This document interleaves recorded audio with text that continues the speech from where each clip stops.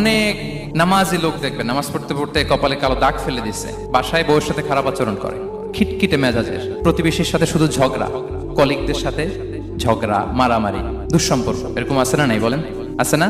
কিন্তু নামাজি, অনেক বড় হাজি, একদিনও কোরআন তেলাওয়াত মিস হয় না। তো এত আবাদত করেও সে ইসলামের আসল এসেন্সটাকে ধরতে পারেনি। বিষ্ণু বললেন সবচেয়ে বেশি জান্নাতে প্রবেশ করাবে যে দুটি আমল, একটি হচ্ছে তাকওয়াল্লাহ, আল্লাহর ভয়, আরেকটি হচ্ছে উত্তম আচরণ, সর্বোত্তম আচরণ। তো আমরা যেন উত্তম আচরণের অধিকারী হই, আমার স্ত্রীর সাথে যেন ভালো আচরণ করি, প্রতিবেশীর সাথে যেন ভালো আচরণ করি, ছেলে মেয়েদের সাথে যেন আমাদের অ্যাটিটিউডটা ভালো থাকে, আচরণটা ভালো থাকে, কলিগের সাথে যেন ভালো থাকে। বিশ্বনবীর আচরণ যেমন ছিল তেমন আচরণ যেন আমরা গড়ে তুলতে পারি। আওয়াজ করে পড়ুন আমিন।